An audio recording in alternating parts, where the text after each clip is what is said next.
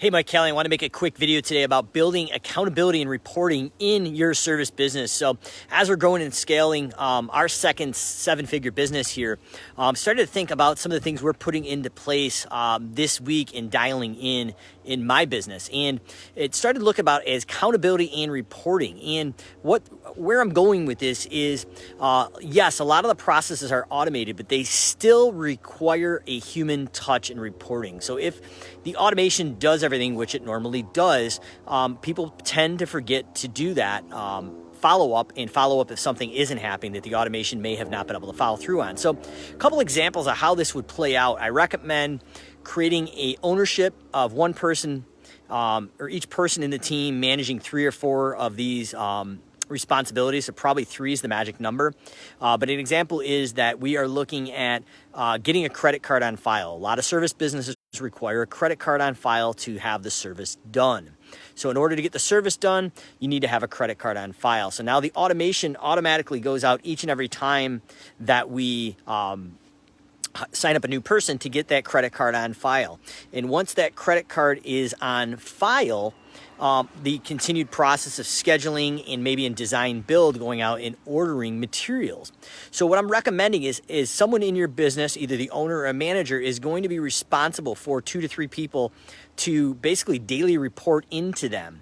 So what that person may do is, if I am in the office, is I'm going to be looking at credit card received every time we have a new client. The schedule was then booked with the credit card on file, and if there's any materials that need to be ordered, that's taken care of. So those would be my big 3 that I would report out to on a daily basis. So Dillon on our team is managing an onboarding process of automations that we're refining in. So a lot of the stuff is completely automated, but in order to make sure things don't slip through the cracks, Christine and Kevin on the SimpleGrowth team now are going through and sweeping through a project management board that we have.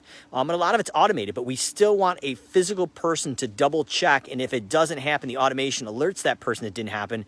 And now we're holding a physical person accountable to make sure those things happen. So the things you may want to look at for accounting and reporting is a daily meeting cadence, and look at the things that are the biggest pain points that you need. So automated process to get a credit card on file, someone dials in to make sure that happens. Once the credit card's on file, a automation or a to-do, basically a task in your CRM, should tell somebody to schedule that job. And then we may have a deadline. If that each job needs to be on the schedule or waiting list within 24 hours, if that doesn't happen, it physically pulls a person in, and that person's reporting out to their manager that it has happened. So we've got a checks and balances with the automation.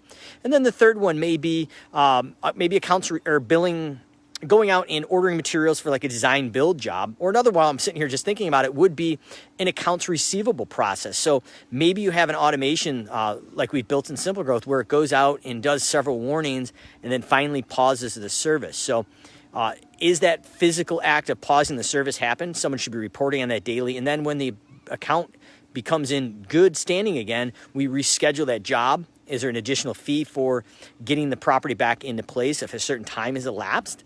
And then the final thing is, worst case scenario, if they go past a certain point, the automation is actually going to trigger a process and system to send the people out to collections. So that would be a daily reporting out of, is there anybody we had to send to collections, and was that process taken care of? So automations are great, but I highly recommend building a weekly cadence or daily cadence a meeting where your people on your team that are responsible for certain things to happen report to a manager or owner on a daily basis to make sure what should happen always happens without the business owner having to go in and micromanage it. And then that manager, if you have someone in between you and the ownership group, is running those meetings, then that's maybe a once a week meeting to see where we're at on those key KPIs, those key performance indicators that the team is going out and doing that. So I want to say a big shout out to what's up to Keith, Dillon on the SimpleGrowth team, Shane, Jim Morris, Jim and Tim. Boys, I'm coming out to your cities respectively sooner or later, and I think we both need to catch up for a few drinks. I haven't seen you guys in a while, so hopefully all is well. But I'm looking at accounting and reporting. Assign 3 things to each team member and have them report out to a manager owner daily so they have ownership. So one of the things I learned at Callahan's is when I kind of took ownership of the reporting. And when we got to those daily meetings and weekly meetings, some of the team members weren't exactly prepared the way they should be. By forcing them to actually present the numbers to you in a quick 5 to 10 minute meeting, whether it's in person or virtual, we call it a virtual 10-minute standing meeting.